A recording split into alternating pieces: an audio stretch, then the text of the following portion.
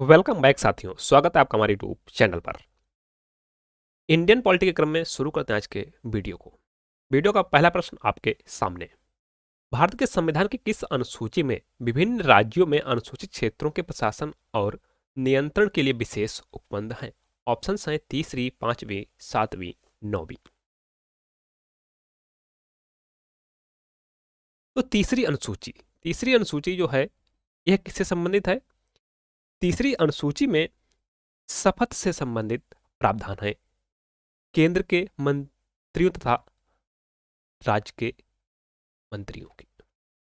पांचवी अनुसूची जो है वह है विभिन्न राज्यों में अनुसूचित क्षेत्रों के प्रशासन और नियंत्रण के लिए विशेष उपबंध इसमें दिए गए हैं।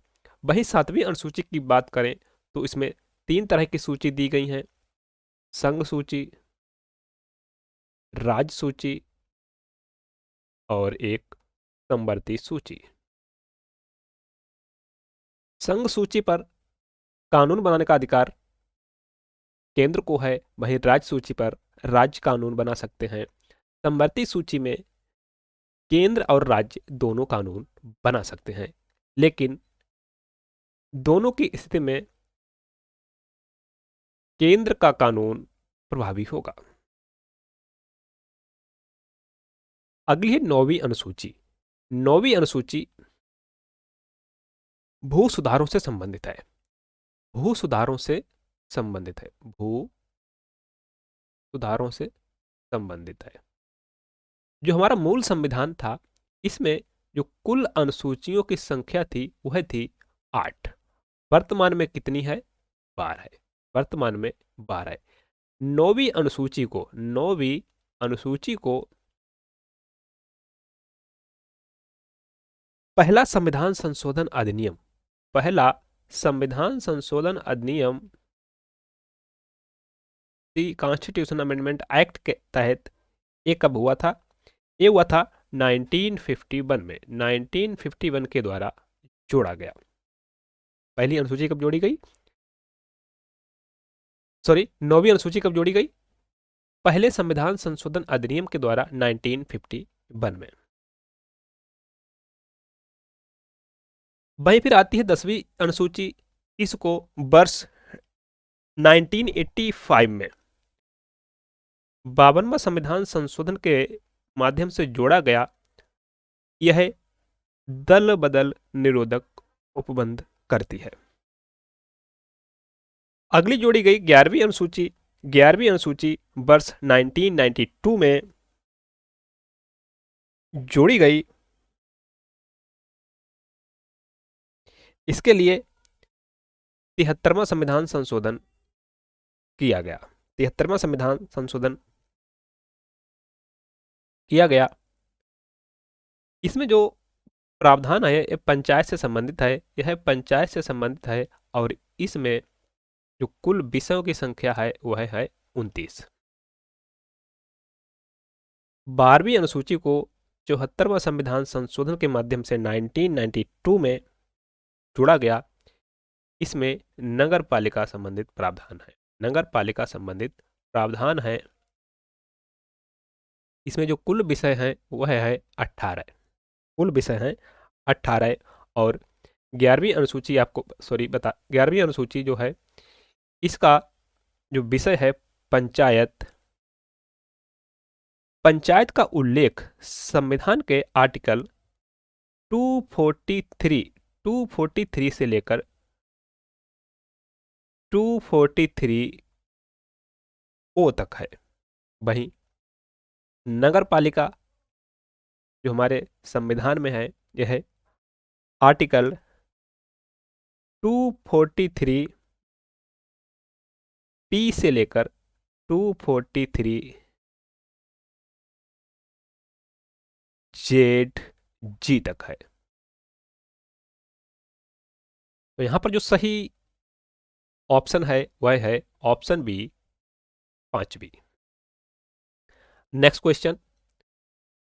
निम्नलिखित में से कौन कौन से विषय हैं जिन पर कम से कम आधे राज्यों के विधान मंडलों के अनुसमर्थन से ही संवैधानिक संशोधन संभव है? राष्ट्रपति का निर्वाचन, संसद में राज्यों का प्रतिनिधित्व, सातवीं अनुसूची में से कोई भी सूची, किसी राज्य की विधान परिषद की समाप्ति। आपको बताते चले, विधान परिषद की समाप्ति तथा सृजन आर्टिकल कौन सा है?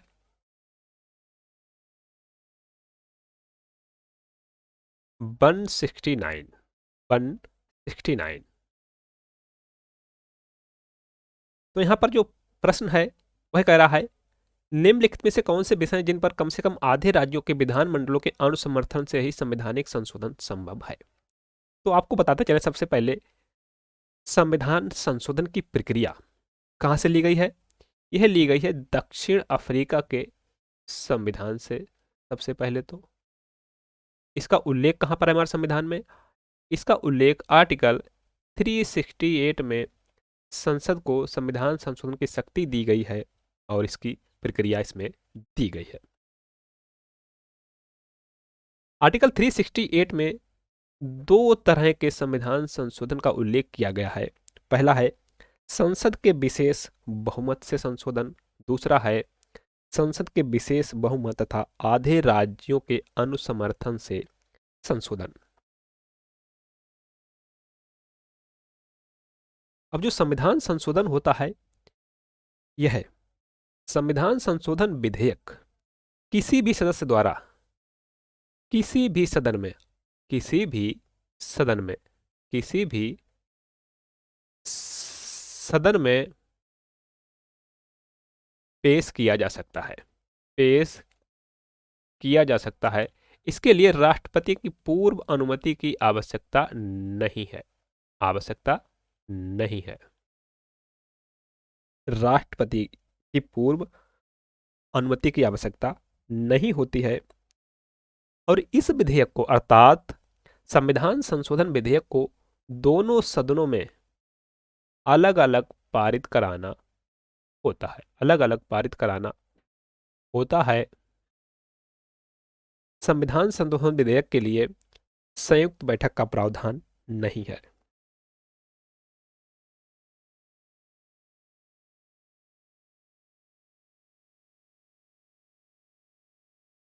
जो राज्यों की सहमति होती है, कुछ ऐसे विषय हैं जिन पर आधे राज्यों की सहमति चाहिए होती है, तो यह सहमति जो विधानमंडल है वहां के साधारण विधेयक से ही होनी चाहिए। साधारण बहुमत से ही, विधेयक मैंने बोल दिया, साधारण बहुमत से ही यह स्वीकृति होनी चाहिए राज्यों के द्वारा।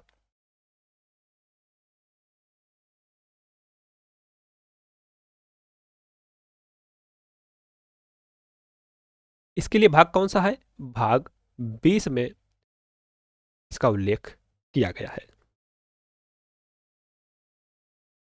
तो यहां पर जो पूछ रहा है, राष्ट्रपति का निर्वाचन, संसद में राज्यों का प्रतिनिधित्व, सातवीं अनुसूची में कोई भी सूची। तो यहां पर 1 2 3, 1 2 3 कहां पर है?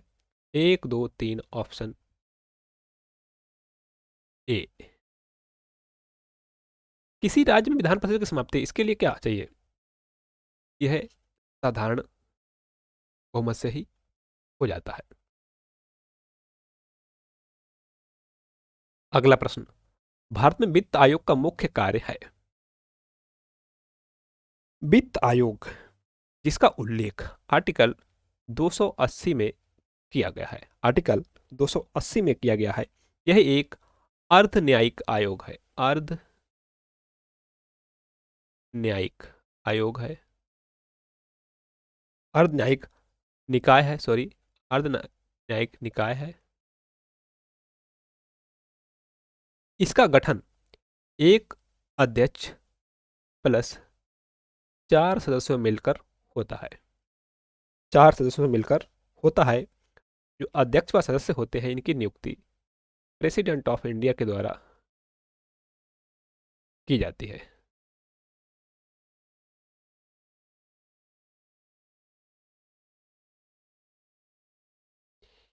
वित्त आयोग अपनी रिपोर्ट राष्ट्रपति को देते हैं।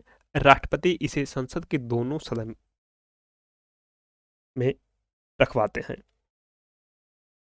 अब जो वित्त आयोग की सिफारिशें होती हैं ये कैसी होती हैं? सलाहकारी होती हैं। वित्त आयोग के जो प्रथम अध्यक्ष थे वह कौन थे? केसी नियोगी।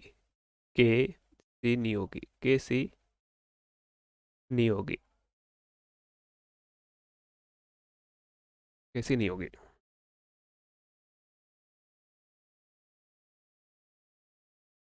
तो यहाँ पर पूछ रहा है भारत में वित्त आयोग का मुख्य कार्य है केंद्र और राज्यों के बीच राजस्व का वितरण करना, वार्षिक बजट तैयार करना, राष्ट्रपति को वित्तीय मामलों पर परामर्श देना, संघ एवं राज्यों के विभिन्न मंत्रालयों के लिए नियमों का विनिधान करना। यहाँ पर सही विकल्प है ए, केंद्र और राज्यों के बीच राजस्व का वितरण करना। अगला प्रश्न, संसद की संसद के दोनों सदनों की संयुक्त बैठकें किस लिए आयोजित की जाती हैं? संयुक्त बैठक जिसका उल्लेख आर्टिकल 108 में किया गया है। बुलाता कौन है? राष्ट्रपति। संयुक्त बैठक कौन बुलाता है? राष्ट्रपति बुलाते हैं। कब बुलाते हैं? जब किसी विधेयक को लेकर दोनों सदनों में गतिरोध होता है।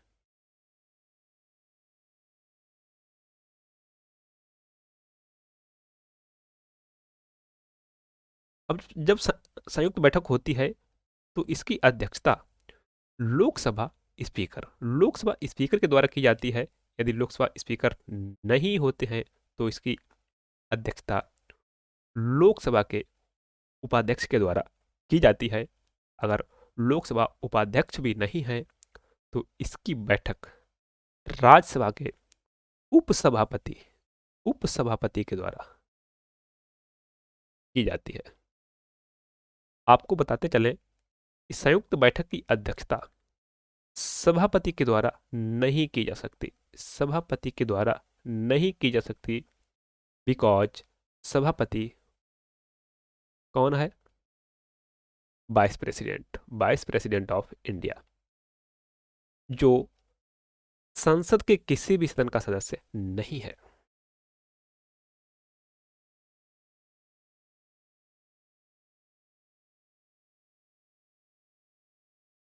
संसद के संयुक्त बैठक की अध्यक्षता लोकसभा के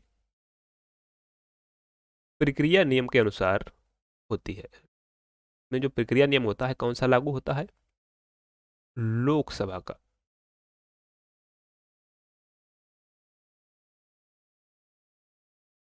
इसमें जो कोरम रहता है वो है जो कुल सदस्य हैं उनका 1/10 होना चाहिए।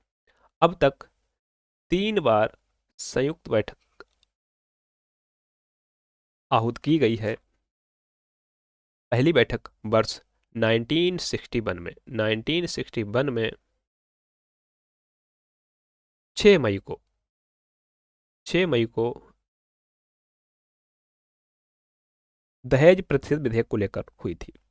दूसरी बैठक वर्ष 1977 में 16 मई को 16 मई को बैंक सेवा आयोग विधेयक के लिए, और तीसरी संयुक्त बैठक वर्ष 2002 में 26 मार्च को आतंकवाद निवारण विधेयक के मामले में हुई थी। तो अब तक कुल 3 बार संयुक्त बैठक आहूत की गई है। अब यहां पर पूछ रहा है संसद के दोनों सदनों की संयुक्त बैठकें किस लिए आयोजित की जाती हैं? भारत के राष्ट्रपति को निर्वाचित करने के लिए, भारत के उपराष्ट्रपति को निर्वाचित करने के लिए, संविधान संशोधन विधेयक को अंगीकार करने के लिए, उस विधेयक पर विचार करने तथा उसे पारित करने के लिए जिस पर दोनों में मतभेद हो। तो यहाँ पर जो सही विकल्प है वह है डी।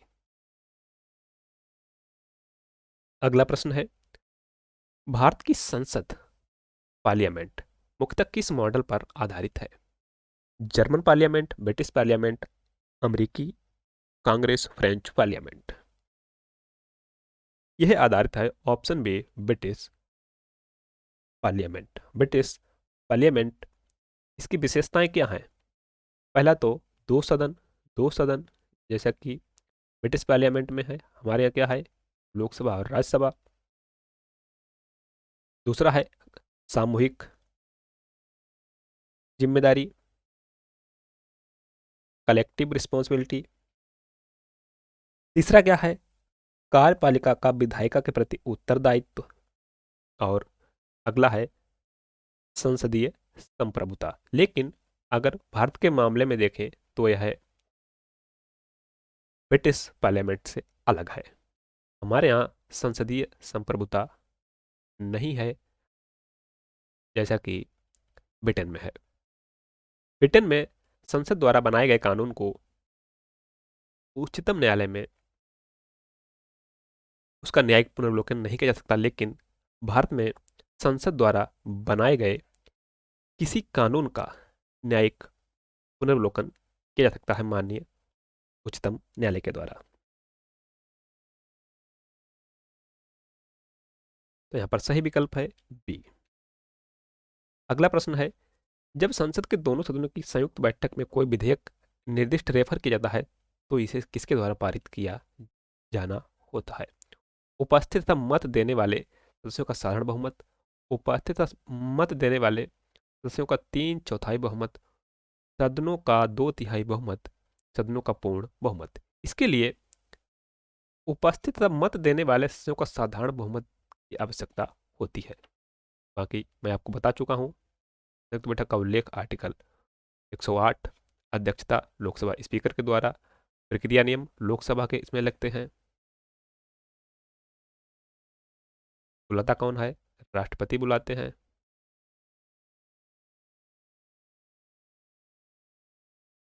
अगला प्रश्न, भारत के उपराष्ट्रपति को पदच्युत करने का संकल्प निम्नलिखित में से कहां प्रस्तावित किया जा सकता है? केवल लोकसभा में, संसद के किसी भी सदन में, संसद की संयुक्त बैठक में, केवल राज्यसभा में। भारत के उपराष्ट्रपति जिनका उल्लेख आर्टिकल 63 में किया गया है, आर्टिकल 64 में बताया गया है, जो भारत के उपराष्ट्रपति हैं वह राज्यसभा के पदेन सभापति होंगे। आर्टिकल 67 में उपराष्ट्रपति का कार्यकाल कितना होगा? 5 वर्ष का होगा। आर्टिकल 69 उपराष्ट्रपति राष्ट्रपति के समक्ष शपथ ग्रहण करेंगे। भारत के जो प्रथम उपराष्ट्रपति थे वह डॉक्टर एस राधाकृष्णन, और जो वर्तमान में है वह श्री सीपी राधाकृष्णन जी है। यहाँ पर जो सही विकल्प होगा वह होगा डी, केवल राज्यसभा में। उपराष्ट्रपति को वेतन जो प्राप्त होता है, भत्ते जो प्राप्त होते हैं, वह राज्यसभा का सभापति होने के लिए प्राप्त होते हैं।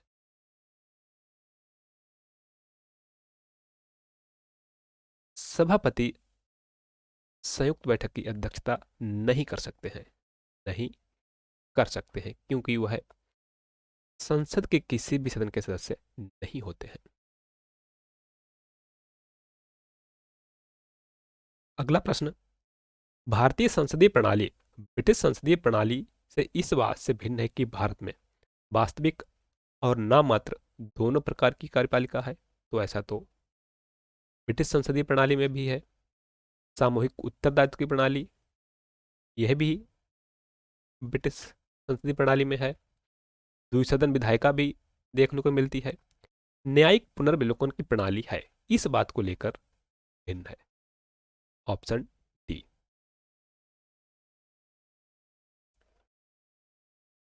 भारत में संसद द्वारा बनाए गए कानून का न्यायिक पुनर्विलोकन किया जा सकता है। इसी बात को लेकर भारतीय संसदीय प्रणाली ब्रिटिश संसदीय प्रणाली से भिन्न है। भारत के संविधान में निम्नलिखित में से क्या कथित है? राष्ट्रपति संसद के किसी भी सदन का सदस्य नहीं होगा। संसद राष्ट्रपति और 2 सदनों से मिलकर बनेगी। भारत का राष्ट्रपति, इसका उल्लेख अनुच्छेद 52 में किया गया है, और जो राष्ट्रपति होते हैं वह संसद के किसी भी सदन के सदस्य नहीं होते हैं, ना तो लोकसभा के ना ही राज्यसभा के। फिर भी वह संसद के अभिन्न अंग है। संसद राष्ट्रपति और दो सदनों से मिलकर बनेगी। संसद के गठन का उल्लेख आर्टिकल 79 में Lok Sabha Rajya Sabha plus president of India. Lok Sabha और राज्यसभा द्वारा पारित कोई भी विधेयक राष्ट्रपति की अनुमति के बिना कानून नहीं बन सकता।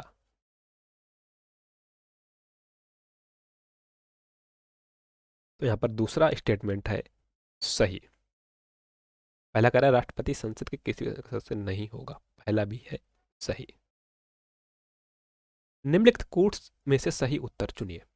कोई भी नहीं, एक और दो दोनों, केवल एक केवल दो। सही विकल्प है बी, एक और दो दोनों। अगला प्रश्न, भारत के महान्यायवादी अटॉर्नी जनरल के विषय में निम्नलिखित कथनों पर विचार कीजिए। वह भारत के राष्ट्रपति द्वारा नियुक्त किया जाता है। वही योग्यताएं होनी चाहिए जो सर्वोच्च न्यायालय के न्यायाधीश की होती हैं। दूसरा सही है। उसे संसद के किसी भी सदन का सदस्य होना चाहिए। तीसरा स्टेटमेंट है गलत। संसद द्वारा महाभियोग लगाकर उसे हटाया जा सकता है।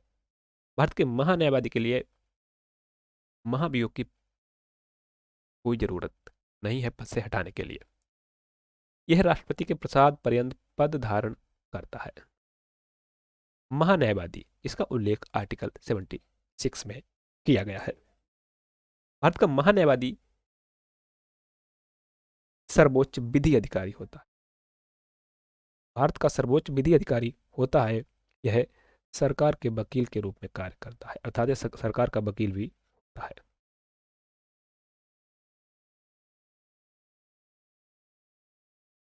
सरकार की तरफ से देश के विभिन्न न्यायालयों में पेश होता है। इसे एक विशेष विशेषाधिकार मिला हुआ है आर्टिकल 88 में। यह संसद के किसी भी सदन में बोल सकता है, अपनी बात रख सकता है, लेकिन मत नहीं दे सकता है।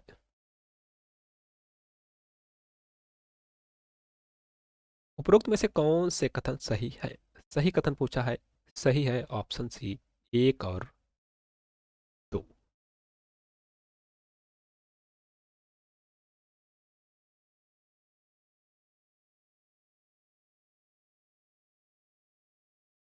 अंतर्राष्ट्रीय संधियों को भारत के किसी भाग अथवा संपूर्ण भाग में लागू करने के लिए संसद कोई भी कानून बना सकती है, सभी राज्यों की सहमति से, बहुसंख्य राज्यों की सहमति से, संबंधित राज्यों की सहमति से, बिना किसी राज्य की सहमति से।